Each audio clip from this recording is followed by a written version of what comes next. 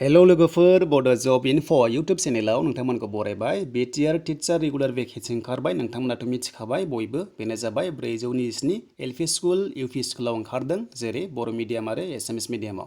दा फाइनालि सोर सोर एप्लाइ खालामनो हागोन जेरै BTR आरो नन BTR गोबां गोनो गोथो जागासिनो दङ नोंथांमोना जेबो टेनसन लानाङा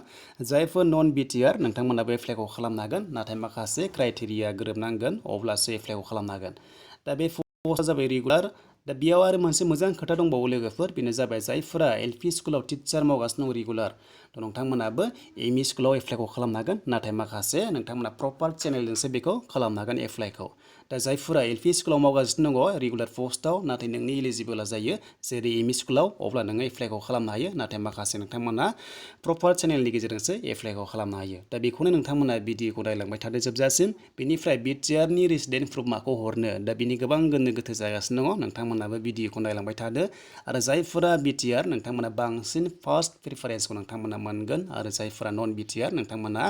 सेकेन्ड प्रिफारेन्स मोनगोन यानि नोंथांमोना गासिबो बेयाव एप्लाइखौ खालामनो हागोन बे रेगुलार पस्टनि थाखाय आरो पस्टिंआ BTRआव जागोन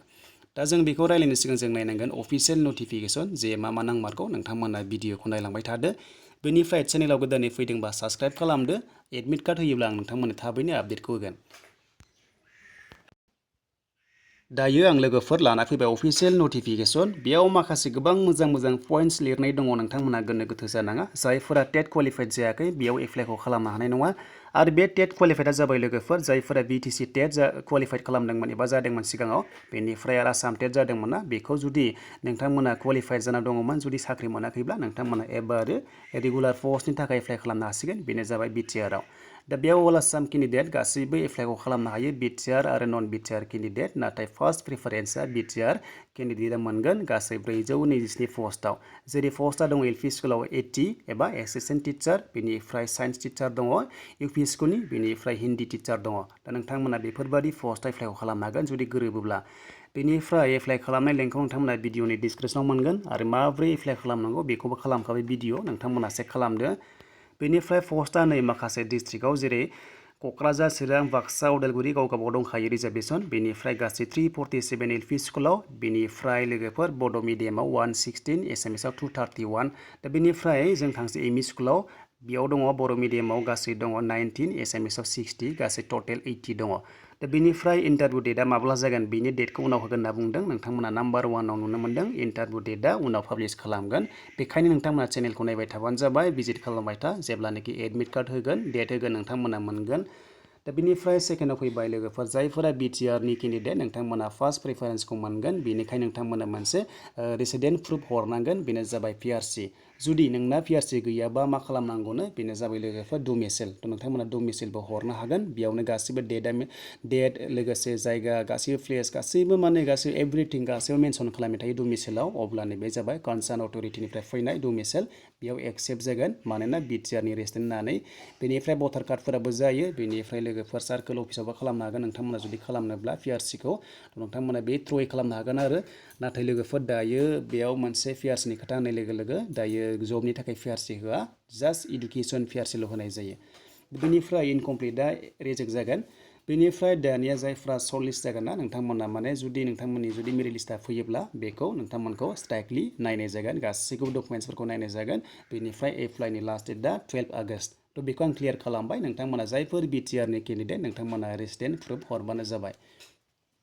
अब्ला नोंथांमोना बांसिन प्रिफारेन्सखौ मोनगोन एबा नाम्बार 1 जागोन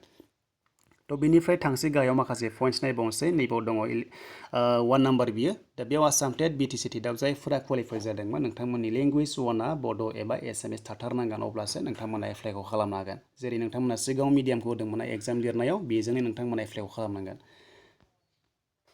दा बेनिफ्राय बैसोआ 18निफ्राय 45 इयार्ससिम एप्लाइ खालामनो हागोन जोंनि STफ्रा बेखौ आं खिथाबाय दानिया जों थांसै नेक्स्टआव मोजां पइन्ट्सआव थांबावनोसै दा बे माखासे क्राइटेरिया दङ आरो जेरै पार्सेन्टनि खोथा दङ दा बेयाव नै लोगोफोर जायफोरा सिनियर सेकेन्डारि नोंथांमोना डिलेट दङना 45% थ' बेयाव बिनाय दङ आरो 45% नांथारगोन जोंनि STफ्राथ' नोंथांमोना मिथिखायो एसे कनसिडार थायो दा बेयाव दङ नै 45% थानांगौ आरो थ' जों अब्लानो एप्लाइखौ खालामनो हागोन दा बेनिफ्राय जों थांसै नेक्स्टआव बेयावबो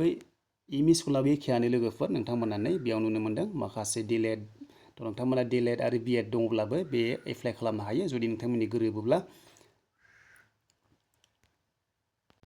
दा बेनिफ्राय जों थांसै गाहायाव आरो माखासे पइन्ट्स दंबावो लोगोफोर नोंथांमोना जायफोर माने 18 मान्थ्स नोंथांमोना DLED लादोंमोन कर्सआ बेनो जाबाय NIOS एबा ODLनिफ्राय नोंथांमोनाबो बेयाव एलिजिबल जायो थ' नोंथांमोनाबो एप्लाइखौ खालामनो हागोन आरो जायफोर नोंथांमोना BTC बा आसाम टेट नोंथांमोना पास जादोंमोन बा नोंथांमोना एटलिस्ट 50% लानानै पास जादोंमोन नोंथांमोनाबो बेयाव एप्लाइखौ खालामनो हागोन।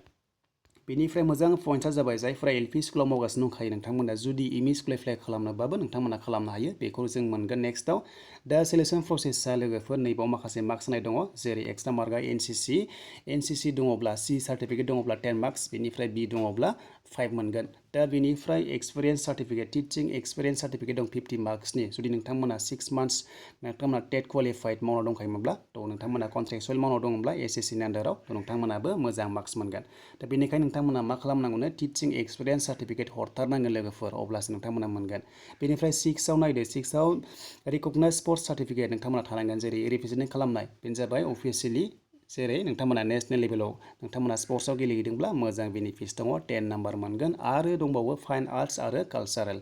थ' बेनो जाबाय स्टेट लेभेलनिफ्राय नेसनेलाव थांदोंबा नोंथांमोनाबो 10 मोनगोन गासै 380 दं LP स्कुलाव बेनिफ्राय एमइ स्कुलाव गासै 480 दङ। दा बेनिफ्राय दानिया डकुमेन्ट्सआ मा हरनांगौ बेखौ नोंथांमोना मिथिखागौ जास्ट नोंथांमोना प्रिफारेन्स मोननो थाखाय नोंथांमोना मा खालामनांगौनो बेनो जाबाय जायफोरा कन्ट्रेक्सुवेल मावखानाय नोंथांमोना टिचिं एक्सपिरियेन्स बेनिफ्राय BTRनि जायफोरा केन्डिडेट नोंथांमोना प्रुफ हरनांगोन BTRनि रेसिडेन्ट।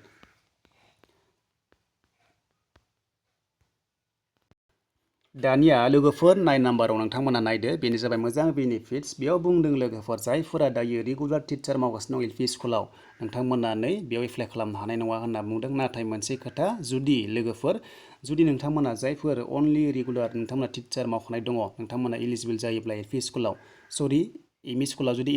एलिजिबल जायोब्ला नोंथांमोनाबो प्रपार चेनेलनि गेजेरजों एप्लाइखौ खालामनो हागोन माने बे जाबाय जायफोरा माने नोंथांमोना ग्रेजुवेट आरो बेनिफ्राय डिप्ल'मा दंखायोमोन जेरै B.Ed दंखायोमोन थ' नोंथांमोनाबो जुदि एलिजिबल जायोब्ला एबा जादोंब्ला बेखौ प्रपार चेनेलनि गेजेरजों एप्लाइखौ खालामनो हागोन होनना बुंदों। दा बेनिखायनो लोगोफोर नोंथांमोना बुजिबाय बेयाव दङ माखासे पइन्ट्स बेखौ नोंथांमोना मोजां नायना ला जायफोर माने रेगुलार मावखानाय दङ टिचार नोंथांमोना LP स्कुलाव थ' नोंथांमोना बे पस्टनि थाखाय एप्लाइखौ खालामनो हानाय नंखाया लिरखानाय दङ एलाउ गैया। बेनिफ्राय मोनसेल' बेनिफिट्स दङ जायफोरा LP स्कुलाव टिचार मावखादोंना रेगुलार नोंथांमोना जुदि UP एबा एमइ स्कुलाव जुदि नोंथांमोना एप्लाइ खालामनो सानदोंबा एबा एलिजिबल जादोंब्लासो नोंथांमोना एप्लाइखौ खालामनो हायोनो बेबो जाबाय नोंथांमोना प्रपार चेनेलनि गेजेरजोंसो नोंथांमोना बेखौ एप्लाइखौ खालामना लानो हागोन जेरै NOCफोर थायो थ' नोंथांमोना बेखौ लाना फैनांगोन आरो नोंथांमोना एप्लाइखौ खालामनो हागोन। थ' बेनोसोमोन लोगोफोर नोंथांमोना बुजिबाय जे BTR आरो नन BTR गासैबो एप्लाइखौ खालामनो हायो नन BTRआ प्रिफारेन्सआ खम मोनगोन आरो जायफोरा BTR नोंथांमोना नाम्बार 1 प्रिफारेन्सखौ मोनगोन। थ' बेनोसै गासैबो बेयाव एक्सेप्ट जागोन गासैबो एप्लाइखौ खालामनो हागोन जायफोरा आसाम टेट BTC टेट क्वालिफाइ जाना दङमोन नोंथांमोना बे पस्टआव एप्लाइखौ खालामना लानो हाखागोन। थ' फाइनालि नोंथांमोना एप्लाइखौ खालामना लानो हागोन आरो लोगोसे एप्लाइ जागासिनो दङ नोंथांमोना भिडिअखौ नायनानै एप्लाइखौ खालामनो सोलोंदो मारै खालामनांगौ। दानिया नोंथांमोना नायनानै मोजां मोनदोंबा लाइक खालामदो कमेन्ट खालामदो शेयार खालामदो आरो चेनेलाव गोदानै फैदोंबा साबस्क्राइब खालामना लादो नोंथांमोना एडमिट कार्डनि आपडेट मोनगोन एबा नोंथांमोना इन्टारभिउ डेट होयोब्ला बे चेनेलाव नोंथांमोना मोनग्रोगोन।